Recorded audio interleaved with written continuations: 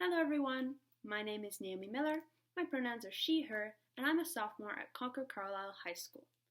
Welcome back to another episode of Crossroads. If you're new here, Crossroads is a club that came from Intersections Club, and it is dedicated to teaching you guys about history, culture, diversity, and inclusion.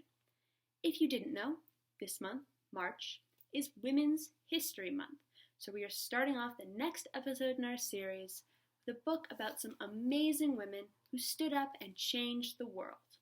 The book we're going to be reading is called She Persisted. It was written by Chelsea Clinton and illustrated by Alexandra Boyger.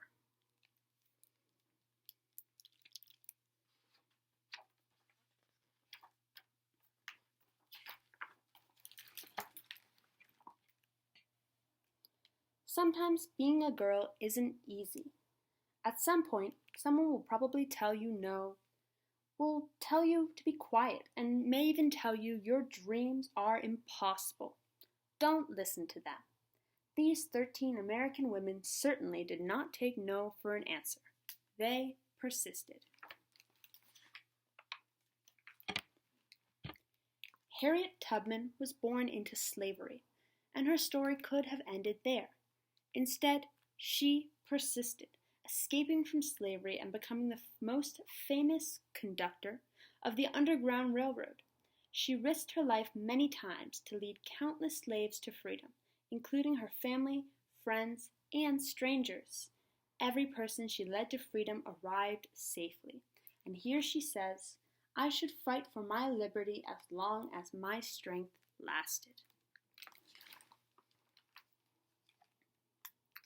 Once Helen Keller became blind and deaf as a toddler, few people thought she'd be able to learn to read, to write, or to speak, but she persisted. Helen learned how to do all three things, and not only became the first person with deaf-blindness to graduate from college, but she used her story to help fight for more opportunities for people with disabilities in the United States and around the world. And here she says, "One can never consent to creep when one feels an impulse to soar."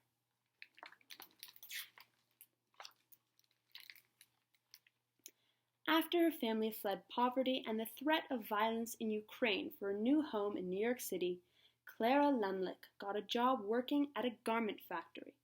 She wrote the factory's conditions made women into machines, and so she persisted, organizing picket lines and strikes that ultimately helped win better pay, shorter hours, and safer working conditions for thousands of workers, both men and women.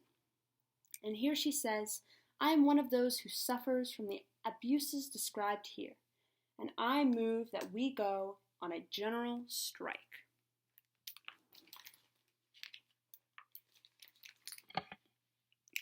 Nellie Bly became a reporter in part because a male writer had said that working women were a monstrosity, and she wanted to prove that women could do anything.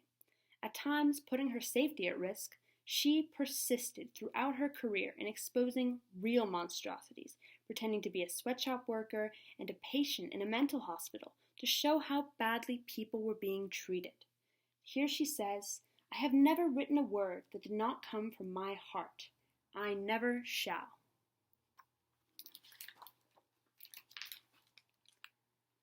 Inspired from an early age by her brother's childhood illnesses, Virginia Apgar was determined to be a doctor long before many girls had such dreams. Even though she qualified to be a surgeon, the male head surgeon at her hospital discouraged her because she was a woman. Nevertheless, she persisted, becoming an anesthesiologist and creating the Apgar score to test a newborn baby's health, which hospitals all around the world still use today. Here she says, "Nobody but nobody is going to stop breathing on me."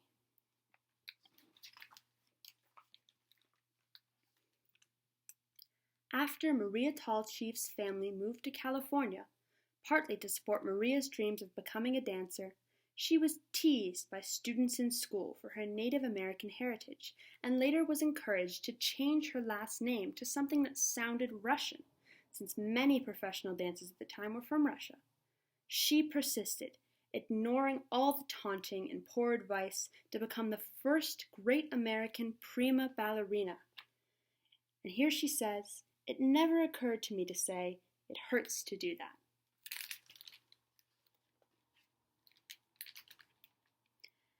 As a 15-year-old riding a bus home from school in Montgomery, Alabama, Claudette Colvin was expected to give up her seat to a white woman just because she was African American.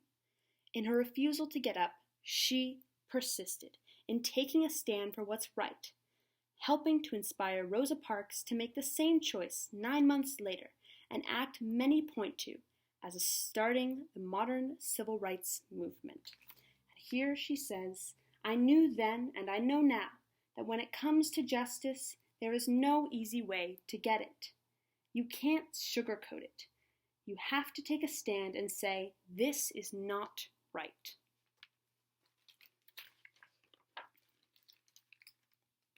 When Ruby Bridges was in kindergarten, many schools across America, particularly in the South, still refused African American students their equal right to an education. Ruby wouldn't be treated like a second-class student, and she persisted, walking for weeks past angry, hateful protesters to integrate an all-white elementary school in New Orleans. And here she says, "That fateful walk to the school began a journey, and we all must work together to continue moving forward."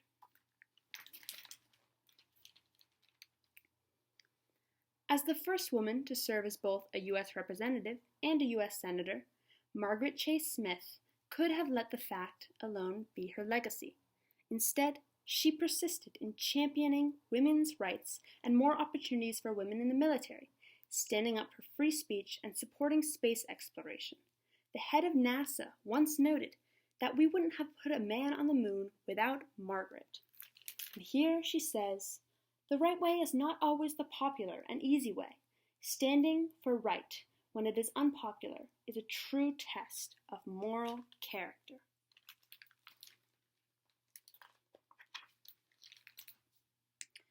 Sally Ride always believed women could succeed in any math or science career.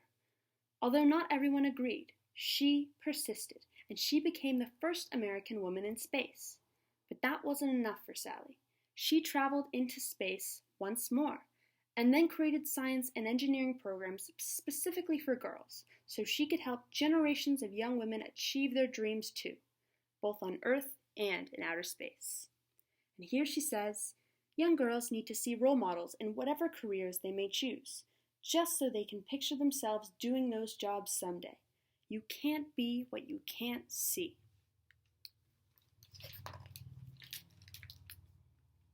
When, as a kid, Florence Joyner visited her father in the Mojave Desert, he would urge her to run faster and faster, to run as fast as a jackrabbit. Even when she had to leave college to help support her family, she persisted in her training on the track, and then went back to school and got faster and faster. Her unbroken world records in the 100-meter and 200-meter sprints set at the 1988 Summer Olympics mean she is still the fastest woman ever.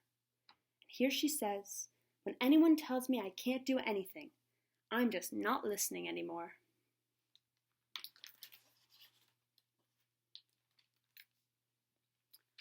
Oprah Winfrey's grandmother expected Oprah to follow in her footsteps and become a maid. Oprah knew, even as a little girl, that her dreams would take her somewhere else.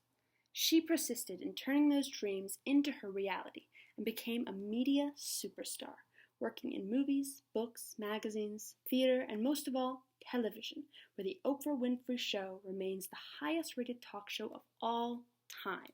And here she says, "The biggest adventure you can ever take is to live the life of your dreams."